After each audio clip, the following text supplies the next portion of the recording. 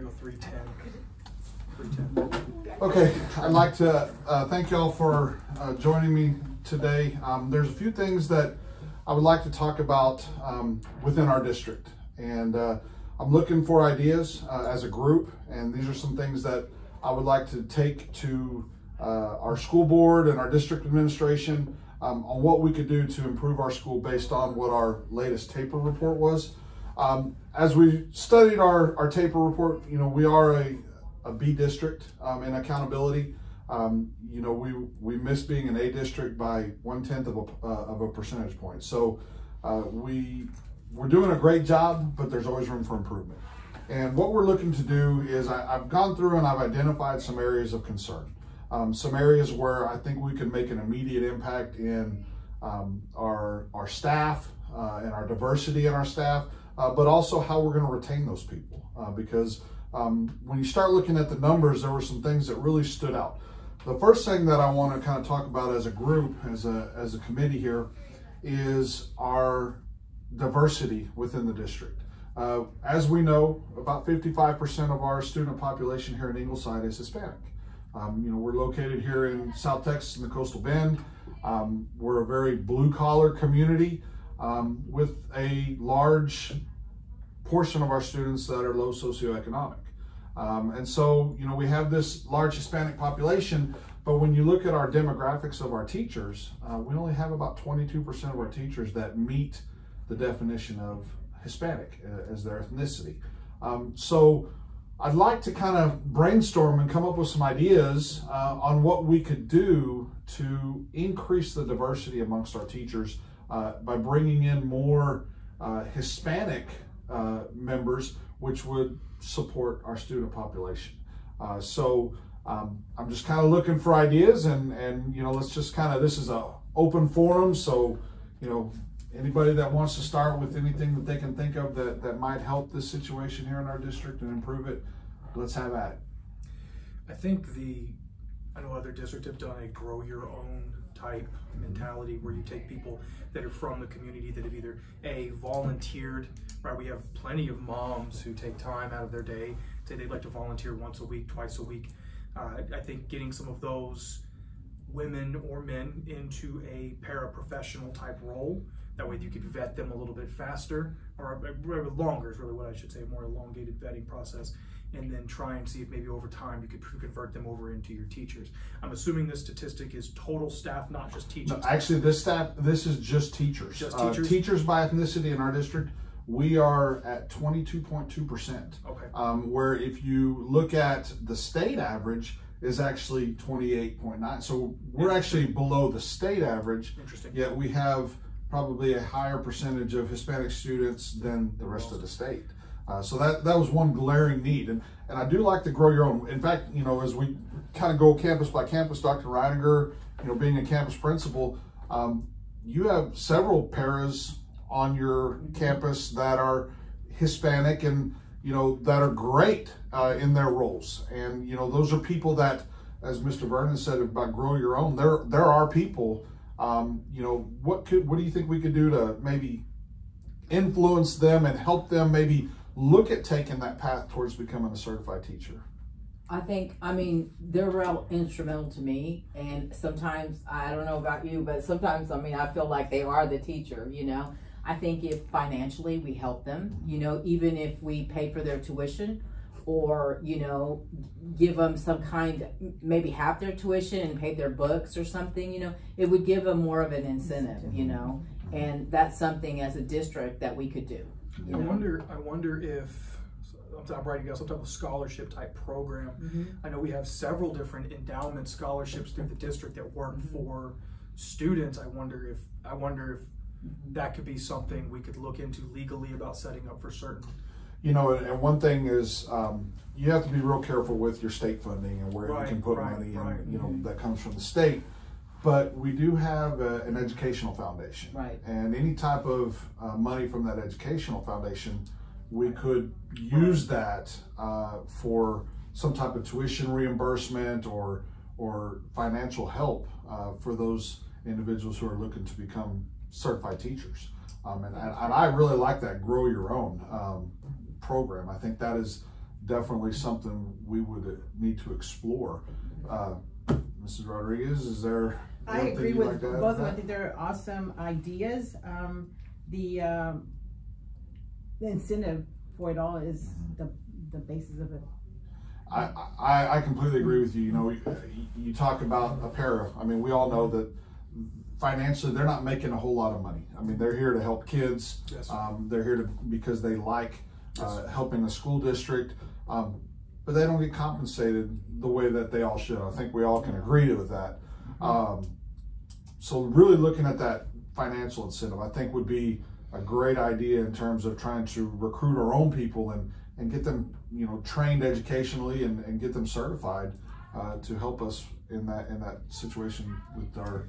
Well, and I know that now with online, you know, it makes it a lot easier because we have 2 paras right now that are going to school, you know, and a lot of theirs is done through online or at night, you know. So I mean, they could do it while they work, you know. And you know, as we talk about this, some other things that we could do is with our campus administration is if you know work to support them. If they have to take a day to go, you know, do something for their class, make sure that it's not where they're getting docked. Professional development. Yeah, it's a professional development day because it's, you know, and we could maybe in the look truest into, sense it is. In the truest sense it is professional development. Right. It is. So we can maybe look at developing some type of program where, you know, we give them so many days a semester or so many days a year to conduct that business, you know, while they're working towards their certification. I think further down the line too, in the same lens, something that struck me, unrelated, but we'll come back to it, was when we had our career days at the high school, the one profession that was glaringly missing was education. Yeah. Blew my mind. Yeah. And so I think having some type of, why don't we show them the great side of the profession to people, to young kids who could eventually join, right? You could model after your favorite teacher, or you could help with coaches, or you could do athletic training. There's 1,000 pathways into this. If you wanted to be a diesel mechanic, every big district, every little district is going to have a diesel mechanic. Why could we not have some type of pathway? That's the ultimate grow your own. Right. And they do have one, just to let you know. I mean, Okay. Ingleside has its educational pathway, and those kids actually go with the teacher, and they go over to IPS and GJM.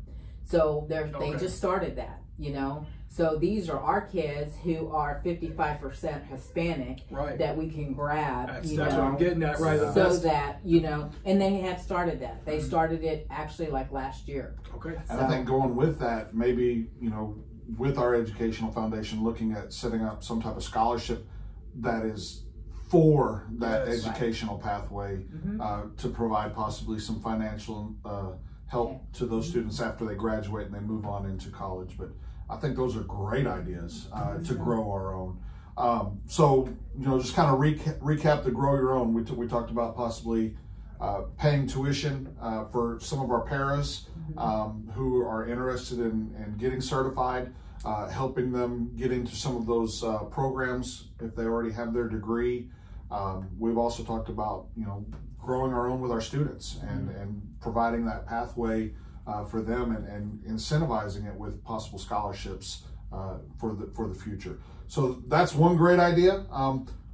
What else? I mean, you know, we can't just put all of our money in one place. There needs to be a good liaison or partnership with our local institutions so that we know who's coming, you know,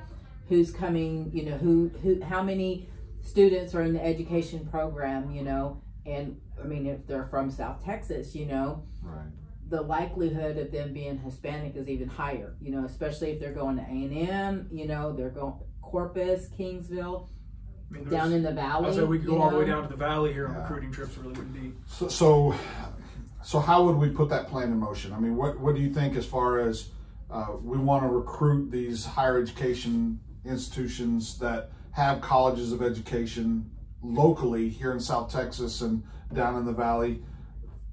So we need to send our HR team, probably, right? There needs to be a collaboration. Yes. I think between campus principals and HRs, I know at a job fair, for example, if you have a student who's getting ready to graduate but has already done some of their certifications, I don't know why a contract opportunity couldn't be there. I know job fairs work that way. If you're certified, and those certain job fairs will hire you that day, those opportunities could exist for those kids as well. Like, hey, you're already certified, you're about to walk the stage, you can come interview with our campus principal today. Right. And have that opportunity. And I agree with that. I like the idea of sending our campus administration to those job fairs because they ultimately know what they're going to need on their campuses. Bingo. But what do you think about also offering like sign-on bonuses or especially to your straight out of college? We're a small district. So we're gonna fight some of these bigger districts that pay a little bit more to newer teachers or whatever. But if we can give some type of instant financial incentive, and maybe even attach it to a you get half of it this first year, and then you get another half if you come back the second year, and possibly look to offer that incentive to individuals who are graduating from college. And we can't just base it based on their ethnicity, and it would have to be offered to everybody.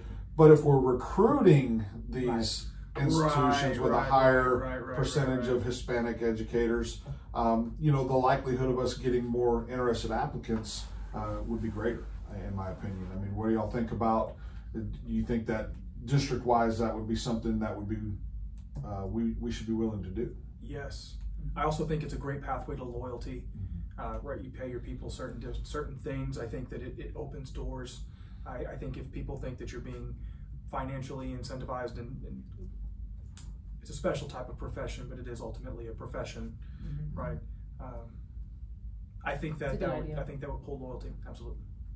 Anything else as far as going to these colleges of education, these higher education institutions locally down in the valley, where there's probably going to be a higher percentage of Hispanic applicants?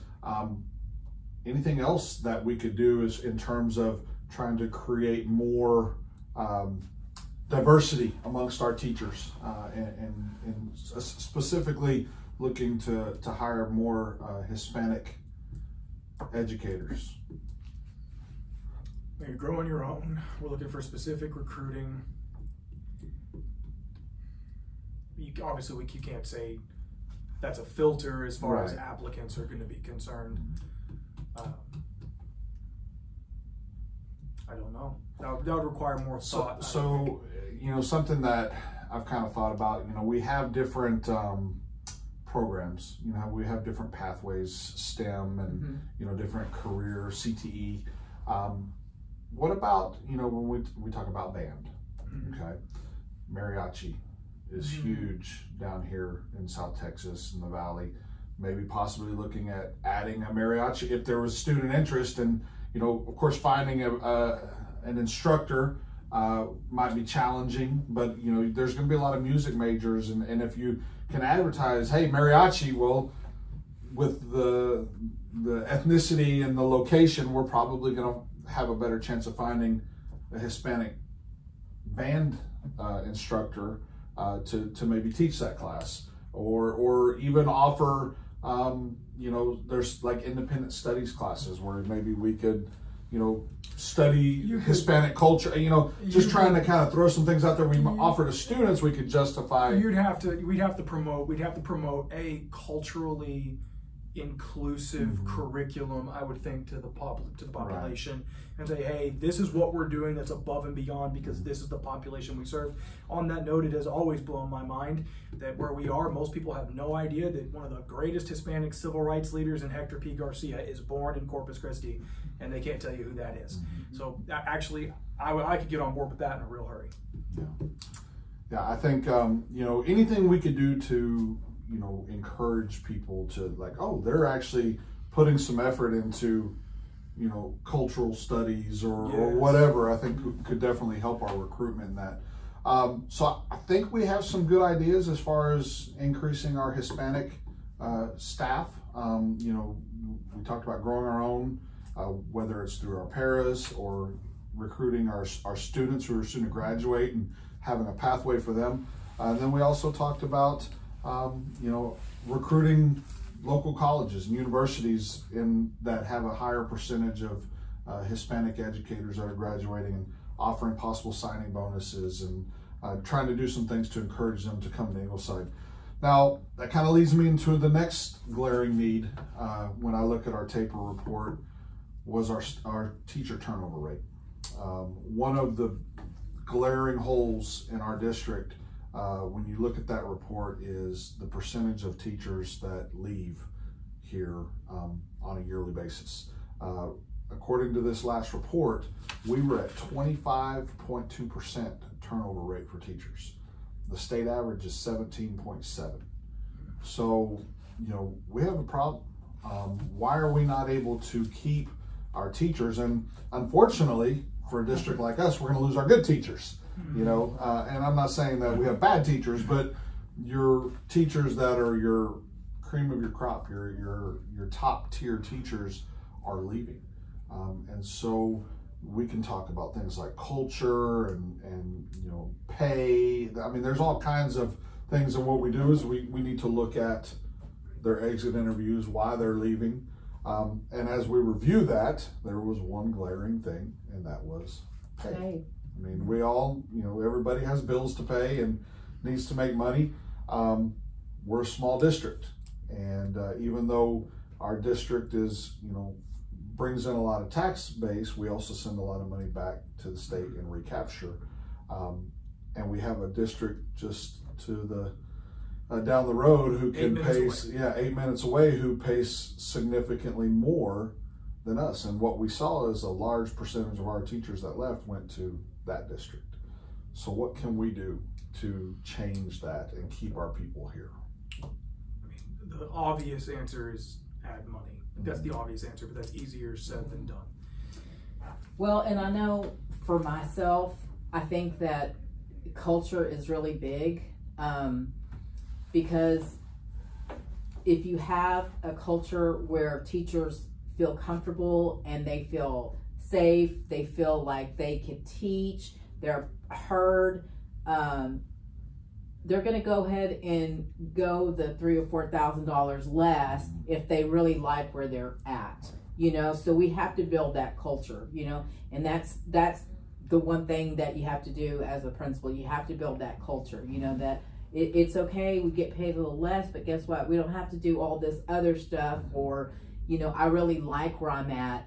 My kids are really good. You have to have, I think our new, our PR person is doing a really great job at advertising the good things that are happening here, you know. Right. So we have to kind of sell it, you know. We have to sell it. I think too is that teachers that come on board first year, we need to focus on their maybe shadowing them or mentoring them. Right. Yes, we need a stronger mentorship.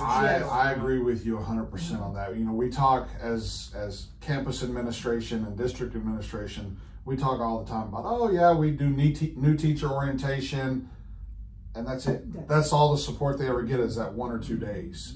I really like the idea of developing a mentoring program for the district, and if that means possibly paying those mentor teachers a small stipend to work with those new teachers to our district and give those individuals the tools and the resources and that person they can go to for help, and even whether it's scheduled planning period together or giving them an extra conference period to work with that person. I think those would all be great things to grow a mentor program. And make it a point also to send them to higher learning workshops, you know, as well too. Yeah, professional development, and then even possibly, you know, we talk about growing our own, giving them opportunities if they decide to move up into administration or instructional coaches or whatever it is that, you know, they want their path to take. But I really like that mentor program.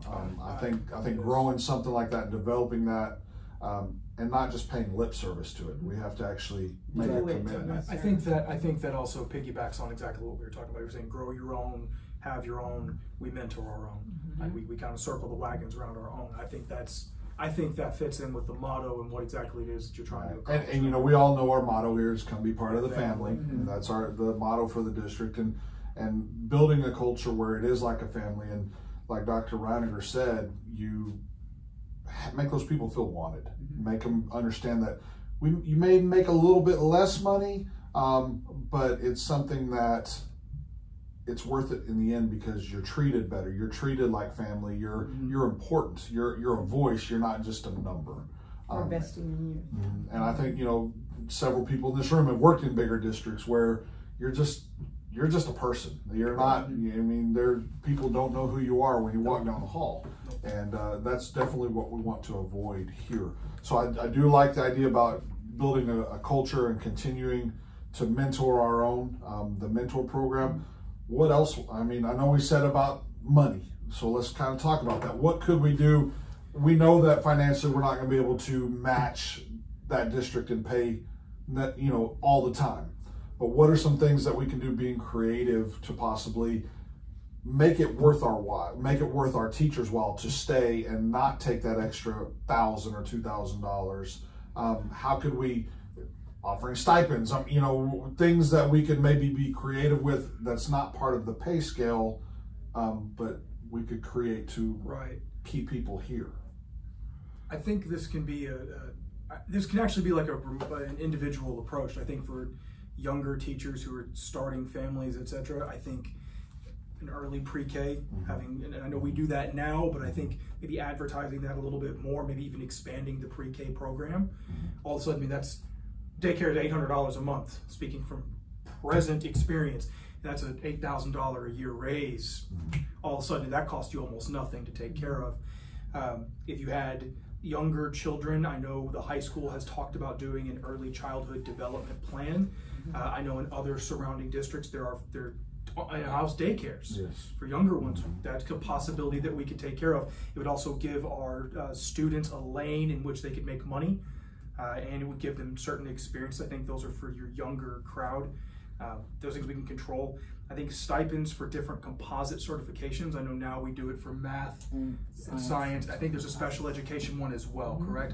I think you could, why not make it for all of them?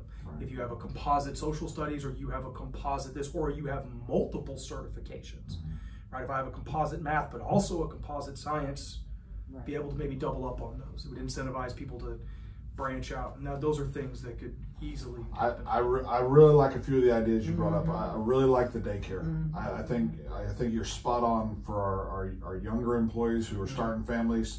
I know I'm not young, but I was once, and having that daycare for my own children where I know they're in a safe environment.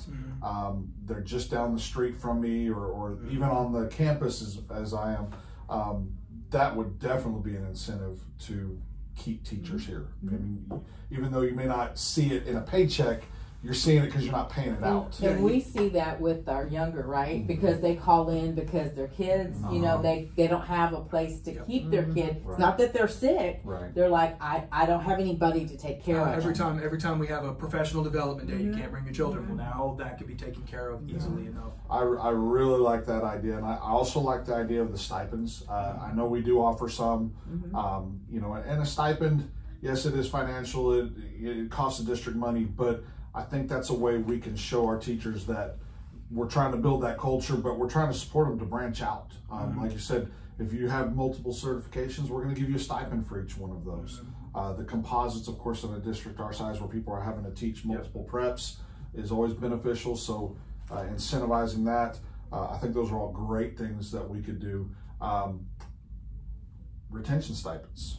I think if we had some type of tiered system where you're new, maybe you get a sign-on bonus, even if it's $1,000 sign-on bonus. And then if you're here for 2 years or 3 years, have kind of a tiered system for a retention bonus. I know there's some area districts that do that, and it's not a lot, but every year you're getting a check for another couple $100 or a couple $1,000, depending on how long you've been in that district. It adds up. And I think that's one way to show the teachers that we're building a culture. We want you to be part of our family, and we want to keep you here. And it's also helping them, in their financial situation as well. So I do think that those are some great ideas to keep our staff. Is there Anything else that anybody can think of as far as keeping staff? I think that we need to reevaluate the things that we ask of our teachers now. Like we were talking about the Paper Reduction Act. You know, just certain things we need to minimize or do away with because it's just. We could probably make, I think for our more veteran teachers, and this is really your wheelhouse, I would think that for our more veteran teachers, having simpler lesson plans. We're all thinking of the exact same math teacher right now. She could just tell us, this is my plan, this is what we're gonna do, and all of a sudden your score's justified, have a good day, right? We can make that pretty simple. Whereas some of our more younger teachers could probably need maybe a little bit more, but I think those are the teachers we're talking about losing, right? Is the ones where they're the cream of the crop. How can we make their lives in the system a bit more comfortable to where they can just focus on that? And I think in general, as teachers, they get things added to their plate every year. I mean, we all know that. I mean, all educators, you know, paras, teachers, administrators, every year there's just more and more added and nothing's taken off. And so one thing that, you know, in a district that I was in a few years ago, every time that they would add something, that the superintendent was very adamant, if we're gonna add a policy or a procedure, we're gonna take one out.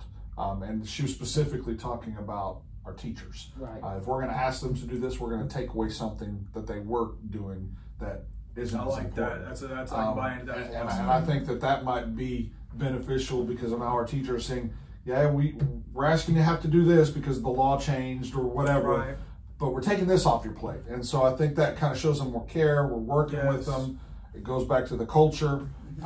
You know, so that would hopefully help keep some of our teachers here and decrease our turnover rate as well. I like every bit of that. So, you know, is there anything else for the greater good? I mean, we've talked about as far as recruiting more Hispanic, specifically teachers, growing our own. We talked about possibly setting up a program with our paras where we can work them towards getting certified. We talked about pathways for our current students. We talked about the going to local universities and recruiting younger teachers graduating, possibly, you know, even giving them signing bonuses to come to Ingleside and work with us, and then how we're going to keep these people. You know, we talked about building our culture, making them feel important, things like providing the daycare. I think that would be that's a great thing. I'm going to ask you, Mr. Vernon, to look more into that. And then as far as providing stipends and trying to take things off the plate of our teachers to keep them happy and not go down the road for an extra couple $1,000s a year. I think these are all great ideas.